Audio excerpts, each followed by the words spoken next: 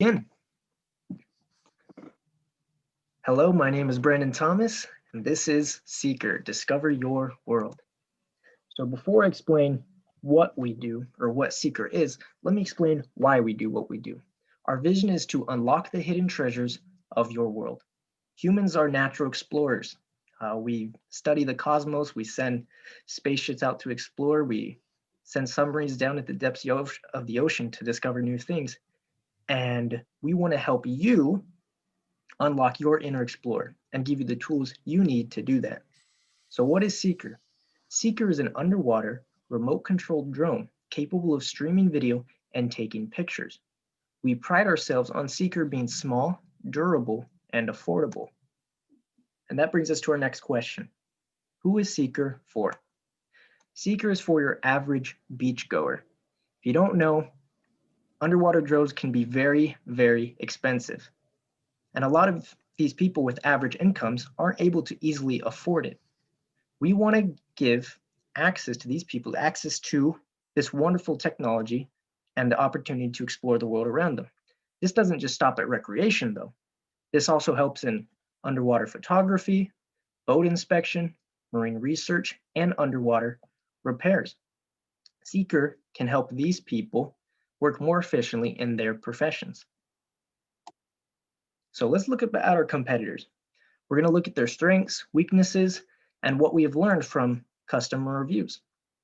First, we'll talk about PowerVision. PowerVision is a decent drone for a decent price. However, customers have said that it suffers from frustrating prep time and very confusing controls. Chaser is one of the cheapest drones on the market. However, it is inconsistent in functionality and also inconvenient for preparation and storage. Janino is a very high quality underwater drone.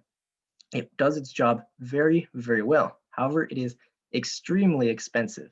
The bottom right, the Titan model, if you do not know, they can go up to about $3,000 per drone, which most people with average income can't afford that very easily.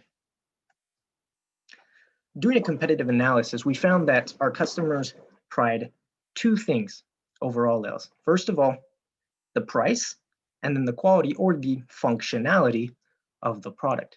As you can see in the top right, Janino has very high quality, high functionality, but extremely expensive. PowerVision, decent cost and decent quality, and Chasing lies a little below the spectrum of quality, but it is also cheap. What we want to do with Seeker is have a high quality drone while also reducing the price and undercutting a lot of these other drones when it comes to pricing. We aim to do this by sizing the drone down and taking away features that aren't really necessary for the base functions of the drone. Let's talk about the team. In order to make this drone work, in order to make this business work, we need a lot of different positions, including software developers, marketers, engineers, financiers, legal team, and management. We also hope to create a partnership with Royal Metals Co. They're a family-owned metal manufacturing company located in Honolulu, and they'll help us by providing us with the metals necessary, like aluminum, to help build the drones. We also have wonderful connections. BYU Hawaii Science and Technology Department, the BYU Hawaii Business and Financing Department. From there, we will find plenty of people and potential employees like marine biologists, software engineers, and financial experts. Our business plan is to start first as an LLC. This allows us to have more flexible management and much more creative freedom when it comes to innovation and distribution of our product. This also helps protect us from liability. As we expand and grow as a business, we want to turn into a corporation. This will help attract investors and give us greater expansion in the market and, in the end, reach the international market. Within 6 months, we want to have a prototype ready for testing and feedback. And within the year, we want to launch the product. We will first be selling locally in Honolulu, provide delivery options across the island. Hawaii is the perfect place for Seeker to begin, and it is a wonderful testing ground as well, because if a product like this doesn't work in Hawaii, there's a good chance it's not going to work in many other places in the world as well. So it provides us with great feedback. To communicate with our customers, we'll primarily be doing it through social media and newsletters. Another customer pain that we found doing our research is that many people don't know how to properly maintain their drone, and they find the controls very, very confusing. We want to provide classes on how to properly maintain the drone and how to utilize it to the best of their abilities. This will allow them to go home and not be frustrated when making this purchase. Let's talk a little about finances. So primarily revenue will come from Seaker sales, and then training courses. We'll have a selling price of $250. The average price in the market currently is around $500 for a drone. Variable cost $70. We hope to be able to also have good connections with the Royal Metals Corporation so that we can lower the prices when it comes to metals necessary for the building of the product. We have a fixed cost of about $500,000, including salaries, advertising, and leasing costs for retailing. With a breakpoint of 2,778, we hope to sell at least 25 plus the previous month. To explain that, we want to start 50 in January, and as we grow and expand, as each month goes on, we want to add 25 to that. So in February, 75, in March, 100. And if we continue with this process, we hope to break even by June and start making profit and exceeding our expenditures by July. We hope to also be able to accomplish this by making benefits and rewards for our members should we reach our quotas. This will give our members greater incentive to work hard and to push forward. Thank you. That is my presentation. Any questions? Thank you for your presentation. Do you mind turning off screen share so that your face is bigger while I talk to you? Yes. Okay. Great presentation. I have a couple of questions. You say it's going to take 6 months to get an MVP ready. What needs to happen in order to create that MVP? What are the steps? The steps are to make sure we have all the materials necessary, right? And to do the proper research when it comes to the design, ergonomical design of the drone, right? We have to make sure it floats in the water, sinks when we want it to. And that's a lot of the testing process, but we will need engineers to help with that. And manufacturers as well. We'll need the backing of manufacturers to help get those materials into our hands. We only need one drone for the most part, but it would be great if we have multiple drones just in case something does go wrong. Right. Okay. And do you currently have the engineers and manufacturers in place, or what's your timeline for finding that team? Currently, we do not have them in place. I hope to be able to get to the engineers by the start of, or during January, in the month of January next month. And after that, when getting back to Hawaii, work on getting in touch with that manufacturing corporation in order to make those connections. Okay. So just so I'm understanding correctly, the whole operation is kind of dependent on you getting back to Hawaii before it can really get started, correct? Potentially, yeah. Oh, if okay. I don't personally get back to Hawaii, I do have people in Hawaii who can work from there. Okay, cool. And last question, in your fixed monthly costs on your break-even analysis. Yeah. You said that one of the costs was retail.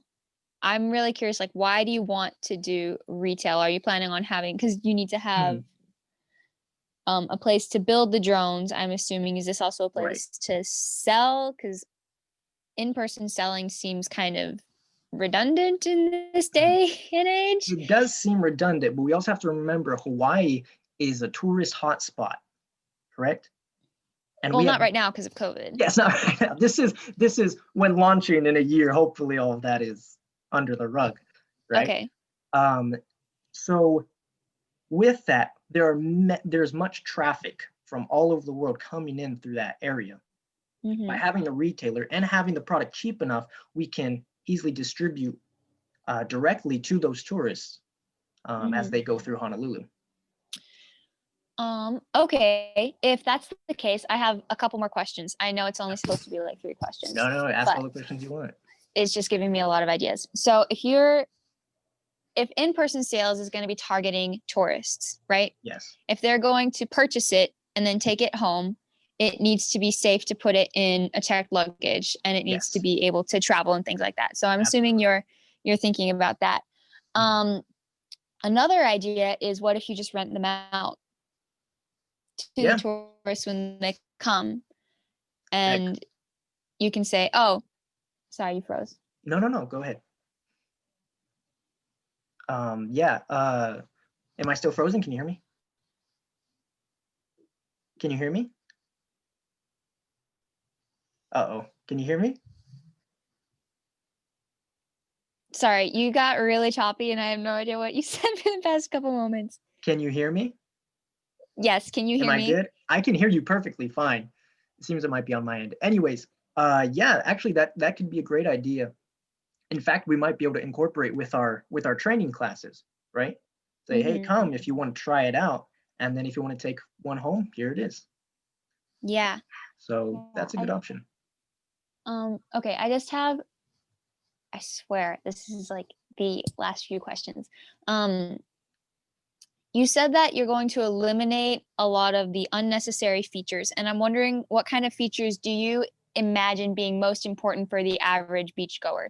Because I feel like there are kind of degrees of beachgoers, right? You have the Yes. beachgoer who's like not even snorkeling, right? They're Hmm. predominantly in the waves, right? Playing, and so they're not really going to be utilizing this. But then you have snorkelers and scuba divers, and but I feel like underwater repairs, that's going to have to handle a much more intensive experience. And so I guess my question is, are you really going to try to implement features to target underwater repairs and such as well? Because like I feel like the necessary abilities or capabilities of the drone would be drastically different depending on which market you're really going to focus on. Hmm. That's a wonderful question. So concerning the base functionality of the drone, right? A lot of what we want to do is compact it to make it more convenient and to reduce cost with when it comes to metals and other things like Mhm. that. We have to be able to move. It has to work, right? Have basic connection with the controller and take pictures and stream video. That's it. You know, Mhm. some of these other drones have a lot of these extra features that are nice, right? But the base functionality of the drone does not depend on them. Concerning What are underwater, some other features? Like just for example. like for example, uh,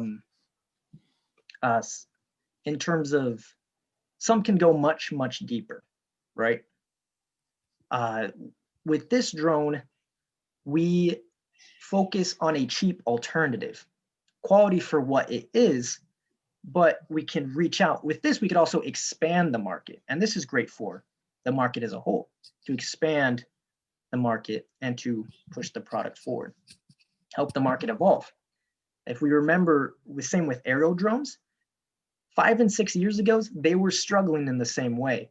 They're trying to figure out what exactly or how exactly to do it. So underwater drones is now in that same stage that aerial drones were in 5 and 6 years. So a lot of this does come with innovation, testing, and creating a new product and a new approach to this. So, if I'm understanding correctly, the main difference between what your drone will do and what the other drones will do is that it won't need to go as deep and it will be smaller. Right, much more compact and more convenient to use. Okay.